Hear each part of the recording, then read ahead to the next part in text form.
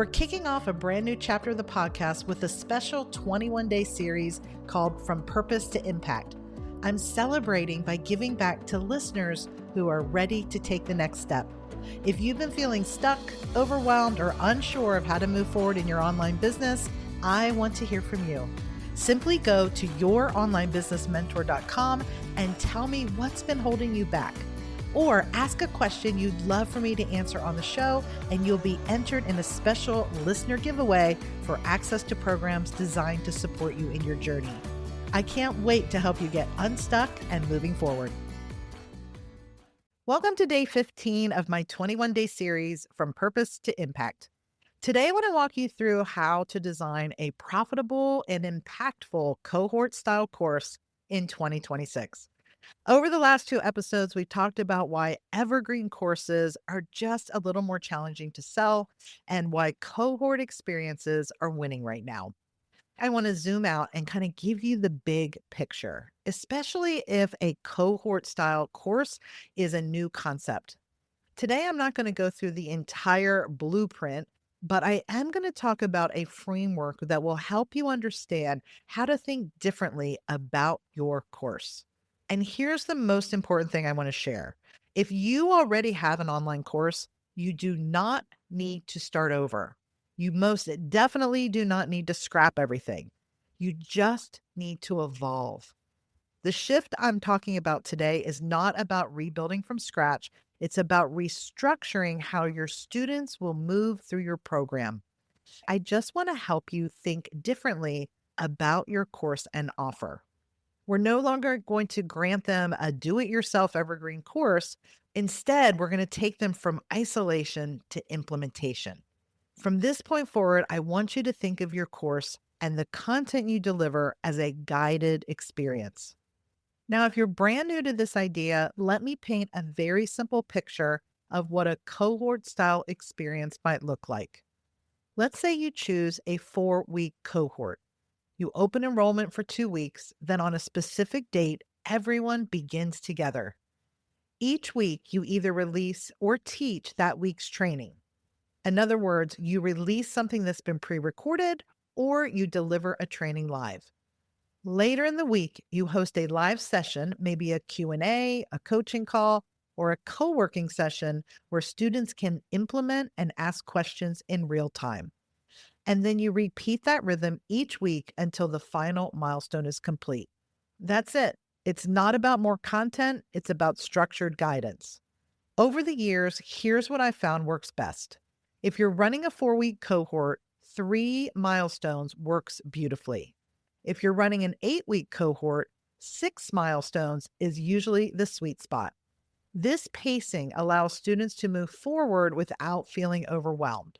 So in a 4-week experience, week 1 might focus on clarity and foundation. Week 2 and 3 guide implementation, and then week 4 can be refinement, troubleshooting, and integration. In an 8-week cohort, 6 milestones gives you the room to move steadily and intentionally with built-in implementation weeks. And I love implementation weeks. These are the weeks where you're not introducing new material or hosting live sessions. Instead, students are applying what they've learned, asking questions, and getting support. In an 8-week cohort, I highly recommend that you host your implementation week in week 4. This allows students to get caught up and keeps your students from feeling behind. And here's the beautiful part. Implementation weeks are not just powerful for your students, they're powerful for you. If you know you have travel coming up, a busy family week, or a holiday, you can intentionally design that as your implementation week. So remember, in creating an experience instead of a course, you're not just delivering content, you're designing momentum. Inside my program, Cohort Impact Accelerator, we go much deeper into designing this rhythm strategically. Be sure to check out the links and resources we've included with this episode. At a high level, every strong cohort experience includes 5 key elements. First, a clear transformation. This is not a vague promise. This is not learn about email marketing, but something very specific. And by the end of your experience, they will have this result. The second key element is defined milestones. Instead of organizing your program around topics, you're going to organize it around progress. What must they complete by the end of week 1? What must be built by the end of week 4? And what must be true by the final session? Because modules just create more online libraries, milestones create movement. Third is a structured live rhythm. Rather than an evergreen course that relies on them watching in their own schedule, your cohort experience has a weekly teaching element and a weekly live session. This session can be a Q&A, a co-working session, a hot seat coaching session, or some sort of implementation call.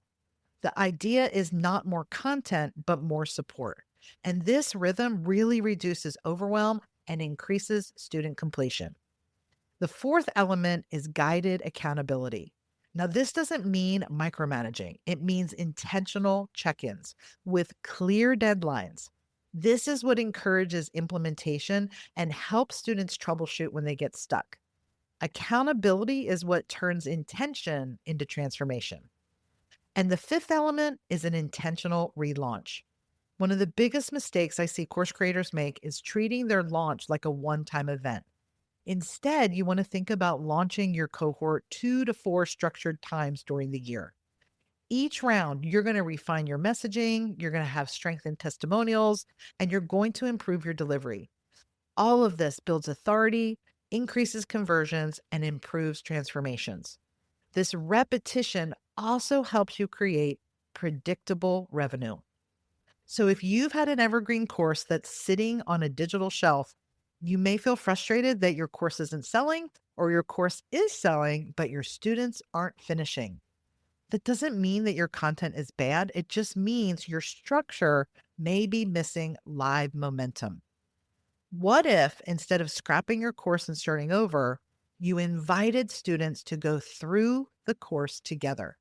You're going to have a specific start date and end date where everyone's working through the milestones at the same time. You're going to focus each week on a specific milestone, and you're going to add in those Q&A co-working sessions. Suddenly, your course becomes an experience. And accountability, community and connection, and transformation is what sells in 2026. Remember what we talked about earlier in this series. Information is no longer scarce and therefore not as valuable as it once was. But transformation and guiding your students through an experience, this is extremely valuable. People can get information from AI, but they can't get guided transformation. That requires you. That requires community and accountability. And here's something that happens when you make this shift. Your students finish, they experience results, and they give you testimonials. Your referrals are going to increase. And honestly, selling becomes easier. Cohort style experiences do not just increase completion, they increase your reputation, they build loyalty amongst your students, and they create long term clients. This has happened time and time again in my business, with my very first course, The Digital Clutter Cure, to my Kajabi training, Countdown to Launch, to Cohort Impact Accelerator. Each one of these programs helped my students experience what it's like to be guided. And many of them continued to purchase offers again and again and refer me to others. That's why I believe so strongly that cohort style offers are not just a format change, they are a strategic shift. They align with how people want to learn today, and they definitely align with how people buy today. When created correctly, they also align with how you can build predictable revenue. By mapping out a transformation and milestones for your course and delivering it in a way where students feel supported and guided, you will be able to position your course and offer in a clear and compelling way. It's all about helping your students move through your course together, with you guiding them and with accountability built in. This is going to dramatically increase their results, but it's also going to improve your confidence in selling your program. You don't need to build something new. You just need to build something better structured. In 2026, I am no longer calling myself a course creator. I'm calling myself an experienced leader and guide.